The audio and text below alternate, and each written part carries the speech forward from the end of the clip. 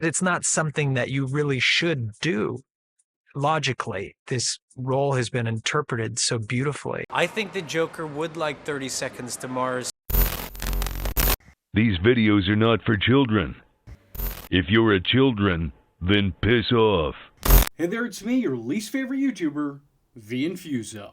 And today, I'm going to discuss the worst of the best. The most awful take on something awesome. I'm talking, of course, about Jared Leto's time as the Joker. Now, this is definitely not something that's been understated. I think almost universally as a society, we've come to accept that Jared Leto was almost as awful in these movies as he is in real life. Yet still, this iteration of the character does have some fans, which confuses me almost as much as Jared Leto still having some fans. So, I guess it fits. Now, for all the bad and bizarre things that could be said for Jared Leto, like how the man is literally currently a cult leader, he isn't a bad actor. Or at least he wasn't at one point in time. Because I don't know what happened here. I don't know what inspired Jared Leto to play the Joker as if he were the human embodiment of a non-stop cringe compilation, but I really wish he would stop smoking it. The Joker is so irredeemably bad that he not only fails the character that he's based on, but just also fails as a character in general.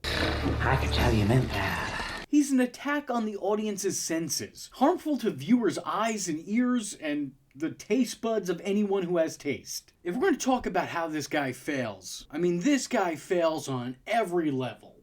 Let's just start with the way that he looks. Alright, I think that speaks for itself. Let's move on. It would be that easy. Honestly, that's all it takes. But I'll go ahead and dissect just why this is so awful. First off, he doesn't resemble the character that he's based on in any way, shape, or form. Not even slightly. There have been all different types of iterations of this character, and this looks like none of them. I mean, the lack of effort that was put into this character design is honestly some next level stuff. They just gave Punkos Crunk over here green hair and a purple glove and went, alright, that's that, let's move on. What's next? What were they even going for? The grills, the tattoos? Even all these years later, I can't seem to convince myself that this is real. This isn't even a fever dream, it's a fever nightmare ripped into our reality, Freddy Krueger style. Even if we completely forget about who it is he's supposed to be portraying, this is beyond goofy. The guy's posing as if he's auditioning for Home Alone 7. And he's got this weird, I was a huge MySpace star in 2007 aesthetic. He looks like an album cover I would have bought in an old school Hot Topic. If this Joker was a product, he would be sold at Spencer's. Generally speaking, I'm not really in favor of a tatted up Joker. That's coming from a guy who's got tattoos. That just doesn't seem like his style to me. It doesn't seem to fit the character. If I could look past that and just judge these tattoos for what they are, it looks like they put as much thought into this character's tattoos as I put into my own tattoos that I got when I was 18. I mean, seriously, what are these tattoos? Jester cap, smiles, playing cards, ha ha ha. Oh, I get it, cause Joker. Yeah, no, that's good. That's clever. Took me a second there because it's very subtle. Then they put damaged across his forehead because they really thought they were making some sort of statement with that one. Look at the tragic beauty. This movie in general has all the depth of a 2000s music video, and yet it wants to act like it's artsy. You know, it's like a weird thing to be pretentious in. They should have saved themselves time instead of putting that across Jared Leto's head just printed right across the cover of the script. The only one that stands out to me as not being entirely terrible is the dead bird with the arrow going through it. That's not a bad reference, honestly. Everything else is awful, but that one's almost something. I really loathe the fact that they tried to justify the Joker's namesake by getting him a set of grills. That is such a dumb idea for the character, and it seems like their attempt to make a change just to say that they made a change. I think what's most striking about this is the absolute lack and overall resentment of subtlety this version of the character has. It may be the most loud, in-your-face, gross versions of the character, and I'm saying this including the one who literally ripped his own face off. Now, to its credit, this look does demand attention, and it is quite shocking to look at, which I sort of think is in tune with the character. This guy looks like he's always the center of attention and the topic of conversation. He's so over the top in presentation that how could you not notice him? And if his appearance wasn't loud enough, he himself certainly is. Just as distinct and recognizable as his aesthetic. is his equally repulsive voice, which is really all over the place. At times, it sounds like your friend's worst Heath Ledger impression, just with an added sense of uncertainty and inflection and squeaky grunts. And at other times, it just sounds like an actor desperately trying to fake a voice he practiced twice through a set of prosthetics that were superglued onto his teeth. But even worse than his speaking voice, his laugh is so unsettling. But not like creepy unsettling, like annoying unsettling. He doesn't sound menacing, he just sounds like a dude with a strange laugh. I mean, it's weird, sure, but it's not, scary.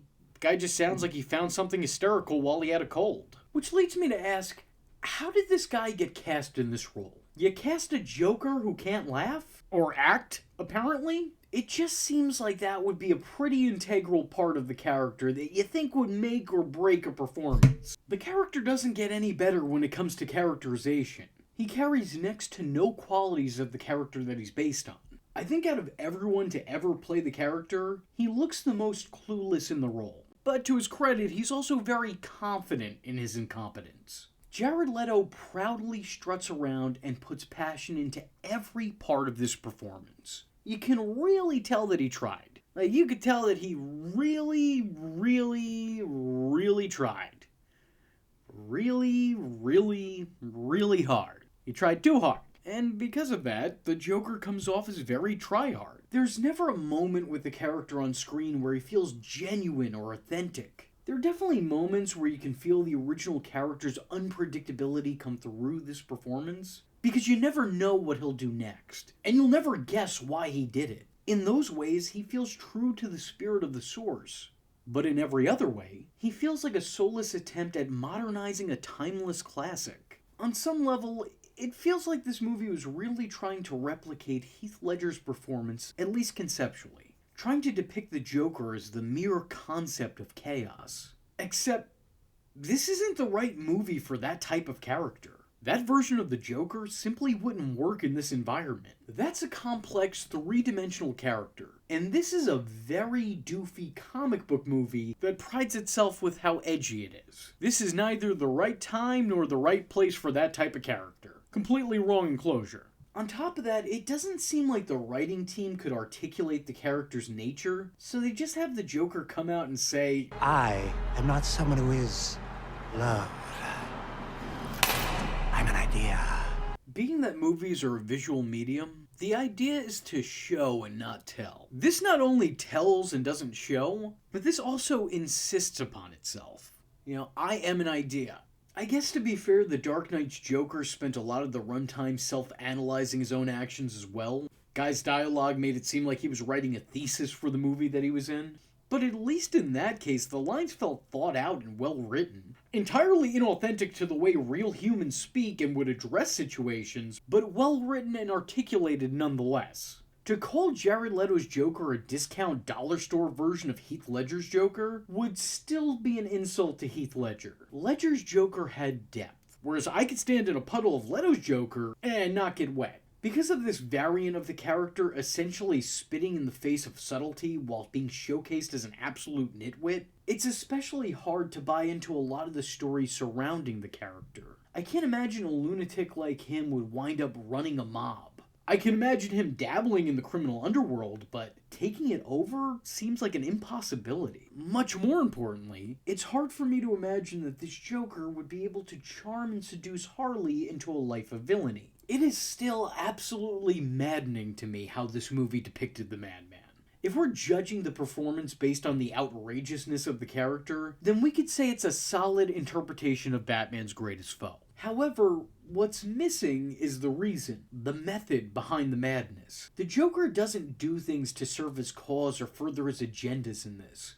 And mind you, every Joker, even the self-proclaimed anarchists, all have agendas. This guy just does things to do them. Joker's unpredictable, sure, and while he definitely can't be reasoned with, he still does things with reason. There's a purpose for his actions. This Joker's just missing the plot, which makes sense as he's hardly even involved in the one that he's in. Another big reason this version of the character is so lackluster is because there isn't much of a Batman and Joker dynamic presented in this line of films. They're enemies with a history, sure, but their relationship is tragically underwritten and not given any attention. Joker just comes off as any other villain to Batman. And Batman really comes off as someone who gets in the way of Joker's plans. Where is the borderline obsession Joker has for the Bat? The hatred wrapped up in awe and curiosity. There's none of that. I think that, the Bat is a lot of fun. In its place, we got Ronnie Radke trying to look like a SoundCloud rapper. Excluding Batman from the Joker story isn't impossible. Joaquin Phoenix is having a pretty good run in a Batman-less Joker universe, but that fact is much harder to overlook when a Batman and a Joker are shown to exist in the same universe, but have limited interaction. The few bits where we see this Batman and Joker collide are not great, and it to me shows a fundamental misunderstanding of the Joker character overall. Suicide Squad paints a picture that's an imperfect portrait. In this, Batman's just sort of a nuisance to Joker. He gets in his way of having fun, he stops his crime spree. A more accurate depiction of the two would see Batman be what inspires Joker's latest crime spree, because getting one over on Batman is the Joker's way of having fun. The truth of the matter is, these movies didn't really give us the Joker. They gave us Harley Quinn's boyfriend, because that's the Joker's role in this universe. He's introduced merely as a backdrop for Harley, he plays his part in her origin story, and then after that, he has no purpose. He is her plus one. He is just an extension of the Harley Quinn character. In Suicide Squad, he's only there to set up his significant other. And then by Birds of Prey, they've already broken up off screen. He's still mentioned a lot in that movie, but that's mainly because it's a Harley Quinn-led movie, and that's his purpose, to play a part in the life of Harley Quinn. That is the focal point for this character in this line of films. He's Harley's man. Sometimes. I usually don't blame actors for their portrayals in movies, at least not in full. I think a lot of the blame has to ultimately fall on the director and those in charge of creative. That's why you have a lot of actors who've won prestigious awards and Razzies alike. It's all about who's in charge creatively. But in this case, Jared Leto was granted a lot of creative freedom, and it seems like both he and David Ayer sort of carved out the character themselves. How much say did you actually have in the look of the Joker?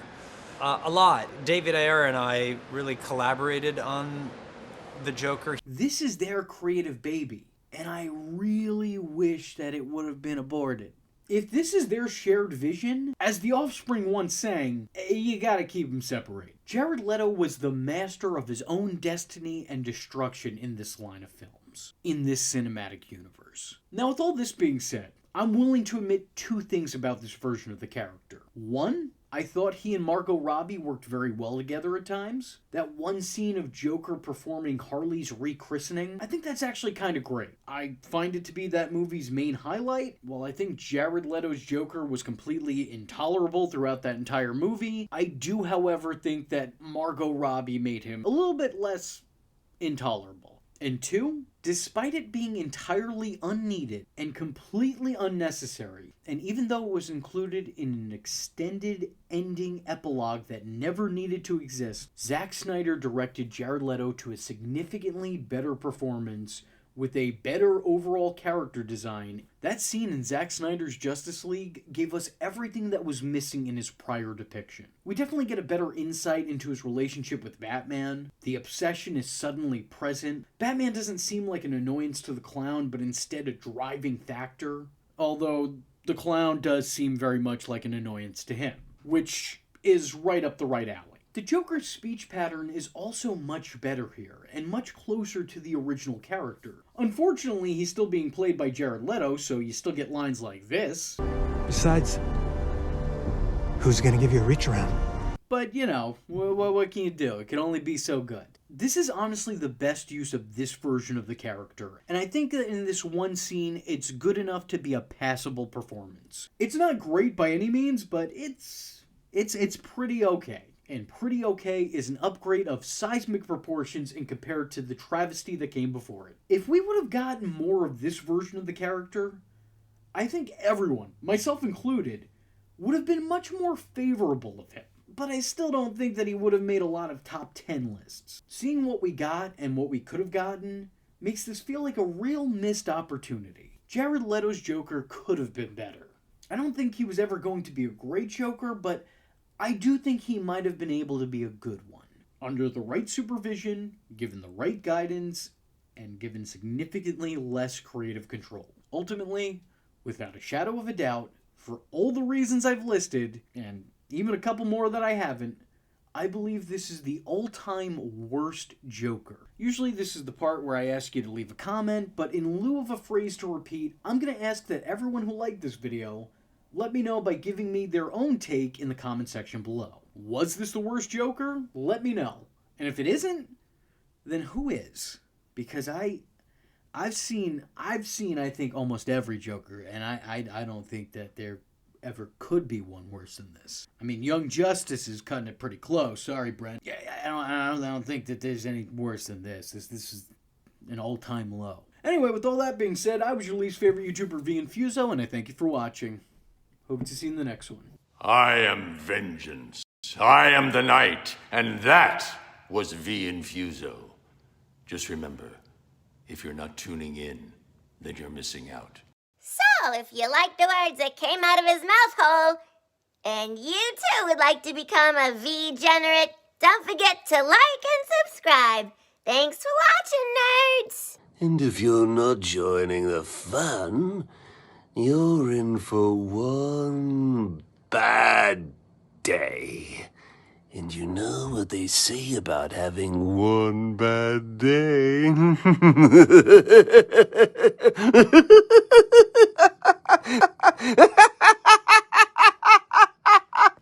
Catch him next time. Same bat time. Same bat channel.